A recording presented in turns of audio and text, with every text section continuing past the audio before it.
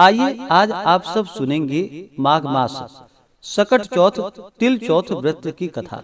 माघ मास के कृष्ण पक्ष में पड़ने वाली चतुर्थी को इसे तिल चौथ, तिलकुटा चौथ, माघी चतुर्थी, सकट चौथ, संकष्टी चतुर्थी आदि नामों से जाना जाता है। इस बार सकट चौथ का व्रत जो कि 29 जनवरी 2024 दिन सोमवार को किया जा रहा है। प्रत्येक माह के कृष्ण पक्ष और शुक्ल पक्ष की चतुर्थी तिथि के दिन गणेश चतुर्थी का व्रत किया जाता है। कृष्ण पक्ष में पड़ने वाली चतुर्थी को संकष्टी चतुर्थी और शुक्ल पक्ष में पड़ने वाली चतुर्थी को विनायक चतुर्थी के नाम से जाना जाता है। हर व्रत का अपना विशेष महत्व माना गया है। इसी प्रकार से माघ मास के कृष्ण पक्ष की सकट चौथ तिल चौथ व्रत का अपना विशेष महत्व माना गया है।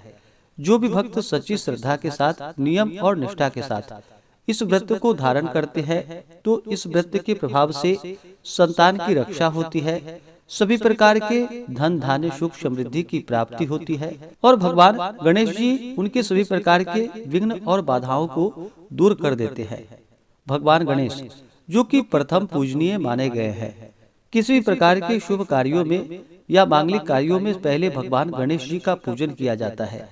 सकट चौथ के व्रत में इस दिन जो कि दिन भर निर्जला रह करके विशेष प्रकार से शाम को चंद्रोदय के समय में भगवान गणेश जी का पूजन किया जाता है।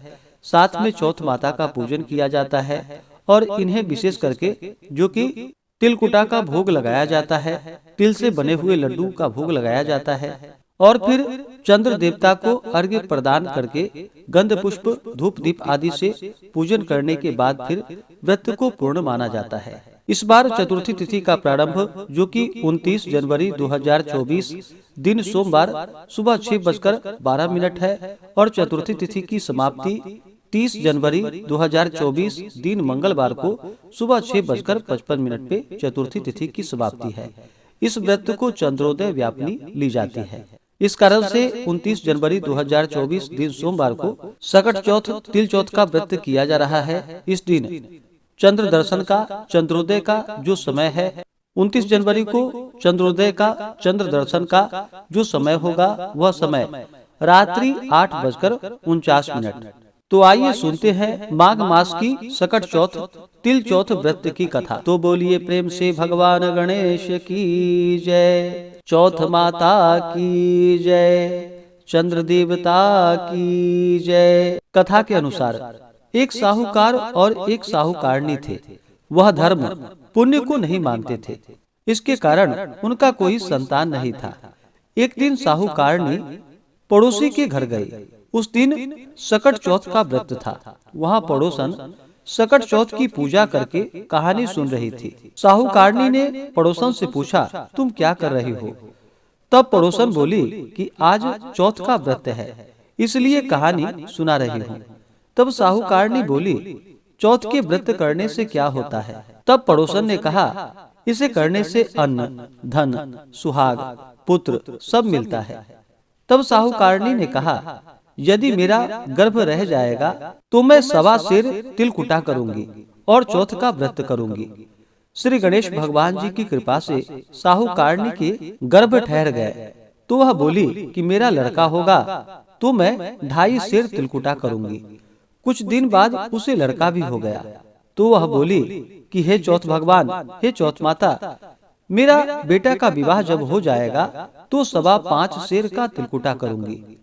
कुछ वर्षों के बाद उसके बेटे का विवाह तय हो गया और उसका बेटा विवाह करने चला गया, लेकिन उस साहूकारनी ने तिलकुटा नहीं किया। इस कारण से चौथ माता क्रोधित हो गए और उन्होंने फेरों से उसके बेटों को उठाकर पीपल के पेड़ पर बिठा दिया। सभी वर को खोजने लगे, वर तो नहीं मिला। हताश होकर सारे लोग अपने अपने घर लौट आए। इधर जिस लड़की से साहूकारनी के लड़के का विवाह होने वाला था वह अपनी सहेलियों के साथ गणगौर पूजन के लिए जंगल में दूब लेने के लिए गई। तभी रास्ते में पीपल के पेड़ से आवाज आई, वो मेरी अर्धब्याही। यह बात सुनकर जब लड़की घर आई उसके बाद वह धीरे धीरे सूखकर कांटा होने लगी। एक दिन लड़की की माँ ने कहा, मैं तुम्हें अच्छा खिलाती हूँ, अच्छा पहनाती हूँ, फिर भी तू सूखती जा रही है, ऐसा क्यों? तब लड़की अपनी माँ से बोली कि वह जब भी दूब लेने के लिए जंगल जाती है तो पीपल के पेड़ से एक आदमी बोलता है कि वो मेरी अर्धब्याही, उसने मेहंदी लगा रखी है और सेहरा भी बांध रखा है। तब उसकी माँ ने पीपल के पेड़ के पास जाकर देखा तो यह तो उसका जमाई ही है। तब उसकी माँ ने जमाई से कहा, यहाँ क्यों बैठे हो? मेरी बेटी तो अर्धब्याही तुमने कर दी, और अब क्या लोगे? साहूकारनी का बेटा बोला, मेरी माँ ने चौथ का तिलकुट बोला था लेकिन नहीं किया, इसलिए चौथ माता नाराज होकर यहाँ बैठा गई। यह सुनकर उस लड़की की माँ साहूकारनी के घर गई और उसने पूछा कि तुमने सकट चौथ का कुछ बोला था क्या? तब साहूकारनी बोली, तिलकुट बोला था। उसके बाद साहूकारनी बोली, मेरा बेटा घर आ जाएगा तो मैं 2.5 मन का तिलकुटा करूंगी। इससे भगवान गणेश जी प्रसन्न हो गए और उसके बेटे को फेरों में लाकर बिठा दिया। बेटे का विवाह बड़े ही धूमधाम के साथ हो गया। जब साहूकारनी के बेटा एवं बहू घर आ गए तब साहूकारनी ने 2.5 मन तिलकुटा किया और बोली कि हे चौथ देव, हे चौथ माता, आपके आशीर्वाद से मेरा बेटा बहू घर आए हैं, जिससे मैं हमेशा तिलकुट करके व्रत करूंगी। इसके बाद सारे नगर वासियों ने तिलकुट के साथ सकट व्रत करना प्रारंभ कर दिया। हे सकट चौथ, जिस तरह साहूकारनी को बेटे बहू से मिलवाया वैसे ही हम सबको मिलवाना। इस कथा को सुनने वाले का भला करना।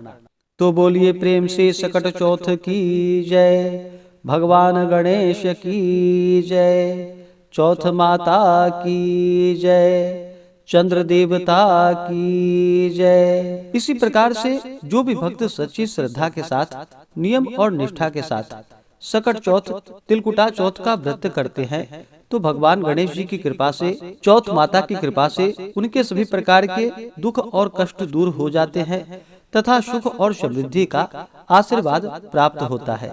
इस बार सकट चौथ का व्रत, तिल चतुर्थी का व्रत जो कि 29 जनवरी 2024 दिन सोमवार को किया जा रहा है। 29 जनवरी को जो राहु काल का समय होगा वह समय सुबह 8:04 से सुबह 9:27 तक होगा।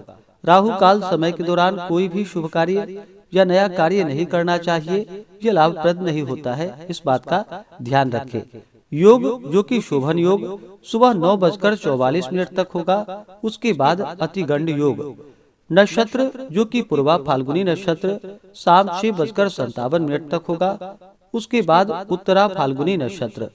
ब्रह्म मुहूर्त का जो समय है वह समय सुबह 5:25 से सुबह 6:18 तक होगा। और रात्रि चंद्रोदय का जो समय है चंद्र दर्शन का, वह समय रात्रि 8:49। जो भी भक्त संकष्टी चतुर्थी का व्रत धारण करते हैं, खास करके इस व्रत को जो कि स्त्रियां धारण करती हैं, वैसे इस व्रत को कोई भी धारण कर सकते हैं। इस दिन जो कि दिन भर उपवास रहते हुए सुबह के समय में और विशेष प्रकार से चंद्रोदय के समय में पूजन करना चाहिए। जो उपवास नहीं रह पाते हैं, जिनका स्वास्थ्य सही ना हो, तो एक समय फलाहार ग्रहण करके व्रत को धारण करें और शाम को जब चंद्रोदय हो उस समय में भगवान गणेश जी का, चौथ माता का पूजन करना चाहिए और फिर चंद्र देवता को अर्घ्य प्रदान करके गंध पुष्प धूप दीप आदि से पूजन करके व्रत को पूर्ण करना चाहिए। इस व्रत में विशेष प्रकार से गुड़ तथा तेल मिश्रित वस्तु का भोग भगवान गणेश जी को लगाना चाहिए। दुर्वा दल अर्पित करनी चाहिए। इससे भगवान गणेश जी अपने भक्तों पर अति प्रसन्न होते हैं, अपने भक्तों के सभी प्रकार के विघ्न और बाधाओं को दूर कर देते हैं, सुख और समृद्धि का आशीर्वाद प्रदान करते हैं। ऐसे ही ज्ञानवर्धक जानकारियां प्राप्त करते रहने के लिए, व्रत पूजा के बारे में जानने के लिए, कथा को सुनने के लिए चैनल पे अगर आप पहली बार आए हैं तो चैनल को लाल बटन दबा करके सब्सक्राइब करें, साथ में बेल आइकन घंटी को दबाएं ताकि आने वाली वीडियो का नोटिफिकेशन आपको समय से मिलता रहे।